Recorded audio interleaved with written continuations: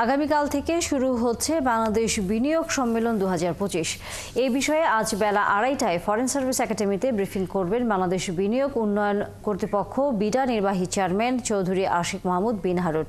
এ নিয়ে আরও তথ্য জানাতে আমাদের সাথে যুক্ত হচ্ছেন সহকর্মী মোহন ইসলাম। মোহন, এবারের বিনিয়োগ সম্মেলন কেন এত গুরুত্বপূর্ণ এবং এই সম্মেলন থেকে কী ধরনের বার্তা আসলে আসতে পারে? তানিয়া, আপনি যেমনটা বলছিলেন যে আগামীকাল থেকে শুরু হতে যাচ্ছে বাংলাদেশ বিনিয়োগ সম্মেলন 2025, যা চলবে এপ্রিলের 10 তারিখ পর্যন্ত। এবং এ নিয়ে কিন্তু একটু পরেই এই আপনার ফরেন সার্ভিস একাডেমিতে ব্রিফ করবেন বিডার চেয়ারম্যান। এবং এই সম্মেলনটি এবছর অনেক বেশি গুরুত্বপূর্ণ, কারণ পৃথিবীর বিভিন্ন দেশের থেকে যে বিনিয়োগ, সেই বিনিয়োগ যেন বাংলাদেশে বৃদ্ধি পায় এবং জুলাইয়ের পরে যে বিনিয়োগ যেন সমৃদ্ধ হয় এবং সেটা লম্বা সময় স্টেবল করে, সেই বিষয়গুলোকে সামনে রেখে কিন্তু আপনার সেই বিনিয়োগের আশায় কিন্তু আপনার বিভিন্ন দেশের 50টি দেশের প্রায় 550-র মতো বড় বড় কোম্পানিকে কিন্তু ইনভাইট করা হয়েছে এবং তারা আসবে বলে আমরা জেনেছি। পাশাপাশি দেশের প্রায় আপনার অনেকগুলো বড় প্রতিষ্ঠান ও 250-র মতো প্রতিষ্ঠান এখানে এই বিনিয়োগে অংশ নেবে এবং যেহেতু 7 তারিখ শুরু হবে এবং সেটি 10 তারিখ শেষ হবে।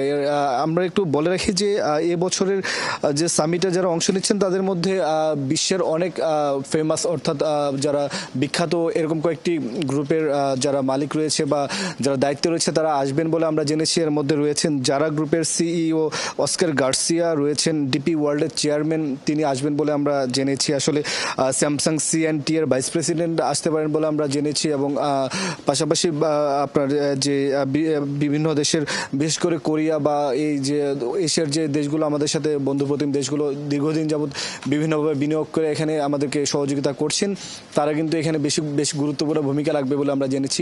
এর মধ্যে 7 তারিখ কিন্তু আপনার যেদিন শুরু হবে সম্মেলন, সেদিনেই কিন্তু চট্টগ্রামের কয়েকটি জায়গায় কিন্তু আপনার বিভিন্ন এপিজেটের কার্যক্রম কেমন পরিচালনা হচ্ছে বা সামনের দিনগুলোতে কেমন এপিজেট হতে পারে সেই বিষয়ে কিন্তু একটি ডেলিগেট টিম কিন্তু যাবে সেখানে এবং সেখানে শহরে জমিনে দেখবে। এবং আমাদের দেশের যে কোম্পানিগুলো অংশ নেবে তারাও কিন্তু দেশের মধ্যে কিভাবে বিনিয়োগটা আরও বৃদ্ধি করা যায় সেই বিষয়গুলিকে সামনে রেখে কথা বলবে। মোটা থেকে বলতে গেলে তানিয়া, যে জুলাই আগস্ট পরবর্তী সময় অর্থাৎ অন্তর্বর্তী সরকার দায়িত্বে আসার পর থেকে কিন্তু প্রফেসর ডক্টর মোহাম্মদ ইউনূস, যিনি অন্তর্বর্তী সরকারের প্রধান, তিনি কিন্তু বলছিলেন যে বাংলাদেশকে আসলে একটি প্রোডাকশন হাব হিসেবে সারা বিশ্বে পরিচিত করতে চান এবং সেই লক্ষ্যে কাজ করছেন। এবং আপনি জানেন যে ইতিমধ্যে চীন সফরে চীনের যারা আপনার কারখানা এবং চীনের বিনিয়োগ কিন্তু বাংলাদেশের জন্য আপনার স্থানান্তর করা হয়, সেই বিষয়ে তিনি আহ্বান জানিয়েছেন এবং চীনের প্রেসিডেন্ট শি জিনপিং কিন্তু সেই বিষয়ে সাড়াও দিয়েছেন।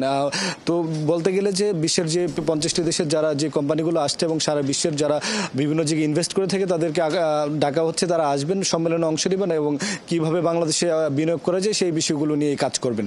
তানিয়া, ধন্যবাদ মোহন ইসলাম। নিশ্চয়ই আমরা ফিরবো আবার আপনার কাছে। দর্শক, সহকর্মী মোহন ইসলাম ছিলেন এতক্ষণ আমাদের সাথে।